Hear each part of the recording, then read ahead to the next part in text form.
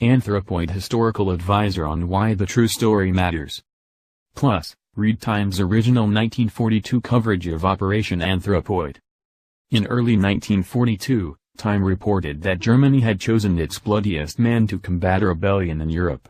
Reinhard Heydrich was nicknamed Der Henker, the Hangman. Though he had long remained hidden in Himmler's shadow, a former Gestapo official told Time that Himmler would just be a senseless dummy without the brutal, despotic and merciless Heydrich. By that June, Heydrich was dead, assassinated at the hands of resistors sent by the Czech government in exile, as part of a mission called Operation Anthropoid. How that happened is the subject of the new movie Anthropoid. Zdeněk Spilnok, of Prague's Military History Institute, served as a historical advisor on the film, helping with early consultation on the script as well as daily on-set vigilance once filming began. Spilnok, who had previously filled a similar role for some Czech television projects, helped the film try to stick to the facts in its broad arc as well as details like costumes, though he jokes that the director had to remind him sometimes that there is no time in 2 hours to say everything there is to say about every man who was involved in Operation Anthropoid. It helped that Prague is a good place to film a 1940s period movie, as the old town area is well preserved and many of the landmarks look the same as they did then.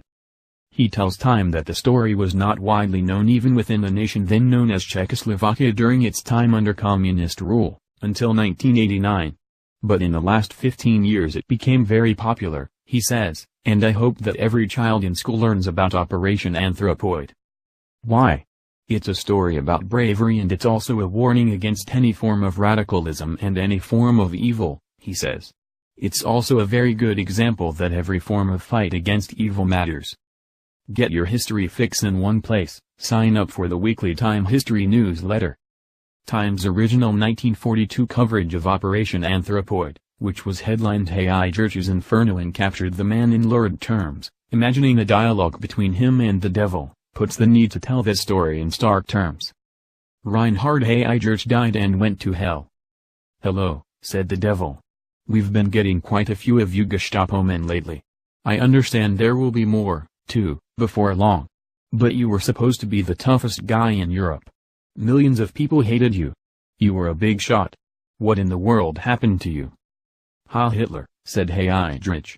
"It was the Czechs who did it, the yellow democratic curs. They bombed my car last week, outside Prague, while I was on my way back to Berlin to tell the Führer, Heil Hitler, that Czechoslovakia had at last been Germanized. 2 men bombed me and then shot up my spine with Tommy guns, the contemptible, bicycling plutocrats, Heil Hitler." Come, said the devil. "Let's forget the Heil Hitler business for a while. Remember we're all sons of bitches here. Now just tell me what you did in Czechoslovakia." It was thought at the time that article was printed that Heydrich would live, permanently disabled by his injuries, so the punchline, such as it was that even hell wouldn't accept Heydrich. By the following week, however, he had died, leading to a brutal campaign for revenge. In the greatest manhunt in modern history, Nazi police moved from house to house, sniffing out new victims for the Heydrich funeral pyre, Time reported. What came next was even worse, the wiping out of the town of Lidice, near Prague, Pop. 1200, in what the magazine described as the worst atrocity committed by a civilized nation in modern times. Over accusations that the town had sheltered Heydrich's killers, the men were killed and the women and children sent off to camps, before the town was burned in its entirety, reprisal work on the scale of 100 eyes for 1 tooth.